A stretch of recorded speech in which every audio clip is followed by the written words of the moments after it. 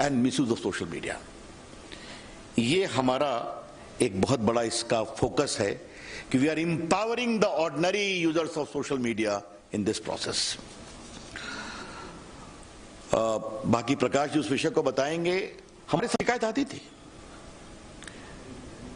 कि एक महिला की मॉर्फ फोटो दिखाई जा रही है, मॉर्फ किया हुई, बॉयफ्रेंड गर्लफ्रेंड स्प्लिट कर गए, बहुत कॉम्प्रोमाइजिंग फोटोग्राफ दिखाई जा रही है। ऐसे ऐसे प्रेजेंटेशन आ रहे हैं सोशल मीडिया में which cannot be called civilized from any point of view, impinging upon dignity, compromising the civilized norms of existence। ऐसी शिकायतें हमारे पास बहुत आई थी। और बाकी चर्चा हम करेंगे कि how of late some intermediate and social media platforms we are used to garner commercial and financial controversy inter se among corporate houses।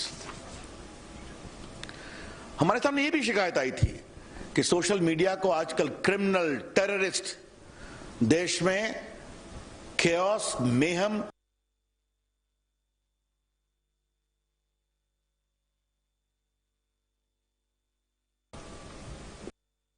आपको बताना चाहूंगा the basic essence of this is what I would say it a soft touch oversight mechanism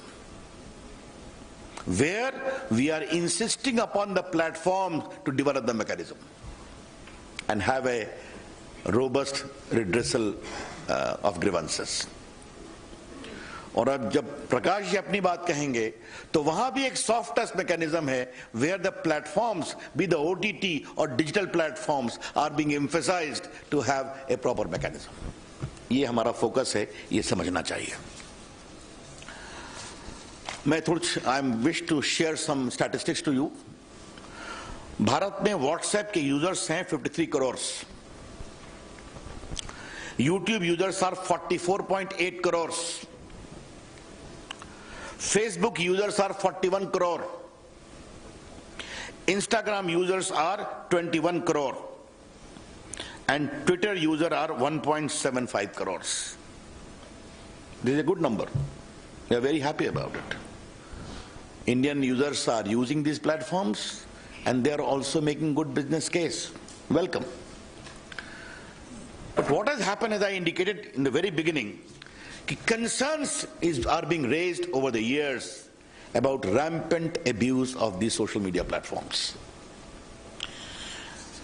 ये आपके court के सामने बात आई है, parliament के सामने बात आई है, सिविल सोसाइटी ने बात उठाई है। और फेक न्यूज का तो ये हाल है कि आजकल मैं टीवी चैनल्स को देखता हूं कि वो भी एक फैक्ट चेक मशीन रखते हैं। जब प्रकाश जी ने यहां फैक्ट चेक शुरू किया तो हमने कहा नई बात है, but now I see many channels are having a fact check machine. Therefore this only confirms the rampant spread of fake news. और बाकी financial fraud, incitement to violence, ये सब चीजें चल रही थी। तो ये हमने देखा कि जो इंडिया में सोशल मीडिया का एवोल्यूशन हुआ है, many became as the intermediary, then became the social media, some became publishers overnight। ये भी अपने आप में एक डेवलपमेंट हुआ है, ये आपको हम बताना चाहते हैं। आज का हमारा rational and justification for new guidelines क्या है, मैं 4-5 पॉइंट आपके सामने रखना चाहता हूं और ये बहुत इंपॉर्टेंट है। आपको एक व्यापक प्रेस रिलीज मिलेगा। Supreme court around 11 December 2018 in the Pranjwala case asked us to frame necessary guidelines to eliminate child pornography, rape, gang rape images, videos and sites in content hosting platform and other applications। Supreme court ने फिर 24 September 2019 को मेरी ministry को direct किया कि please have a new guideline completed at the earliest.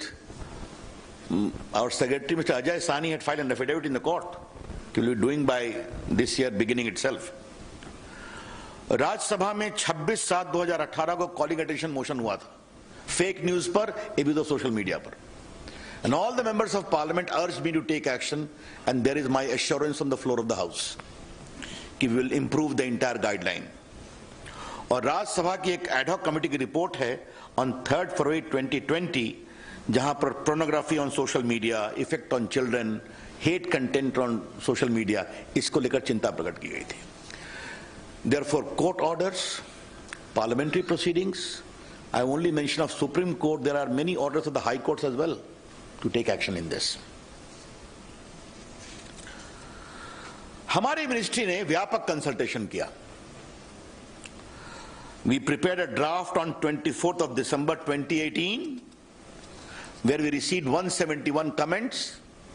We put those comments in public domain, and we had 80 counter comments too.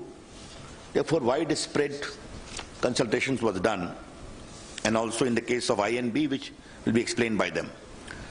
अब हम इसके salient features को आपके सामने रखना चाह देते हैं। बाकी तो रूल्स आपके सामने आएगा, प्रेस स्टेटमेंट भी है। पहला है कि दो कैटेगरी की है, एक है intermediary, which can be a social media intermediary, और दूसरा है significant social media intermediary. Significant social media intermediary पर एडिशनल ऑब्लिगेशन है। There are additional obligations on a significant social media intermediary. We shall notify the users number for a significant social media intermediary very soon. Who will be those? पहला है कि आपको एक grievance redressal mechanism रखना पड़ेगा, and इस grievance officer का नाम भी आपको रखना पड़ेगा। Who shall register the grievance within 24 hours and disposal in 15 days. That is very clear. Second, if there are complaints against the dignity of users, particularly women, that expose their private parts of individuals, or nudity, or in sexual act, impersonation, etc., you will be required to remove that within 24 hours after a complaint is made. This particular provision is designed to respect the dignity of the women of India and anyone else. It's very clear. उसके बाद मैंने बता दिया आपको कि दो प्रकार के सोशल मीडिया होंगे। तो जो सिग्निफिकेंट सोशल मीडिया होगा उनको तीन काम करना पड़ेगा। पहला, you will have to have a chief compliance officer resident in India,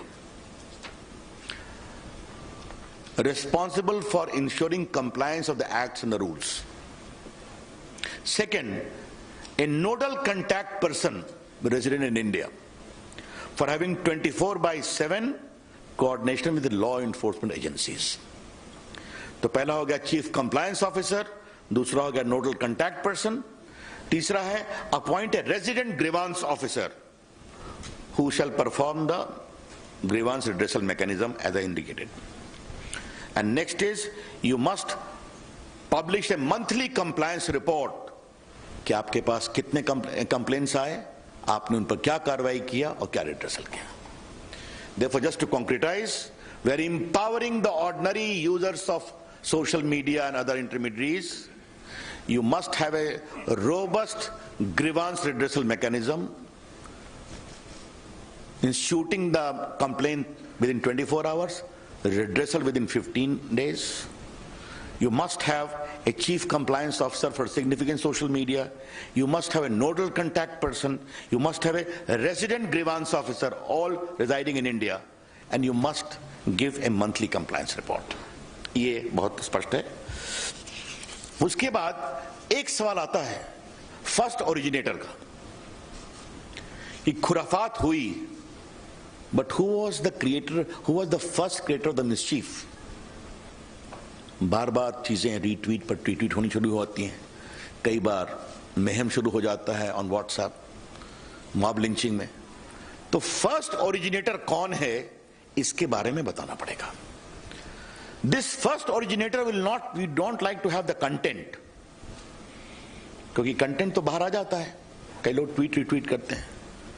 who began the mischief, ये आपको बताना पड़ेगा. ये मिसचीफ अगर भारत के बाहर से हुआ है तो भारत में उसको किसने शुरू किया, ये बताना पड़ेगा. I repeat, the social media platforms upon being asked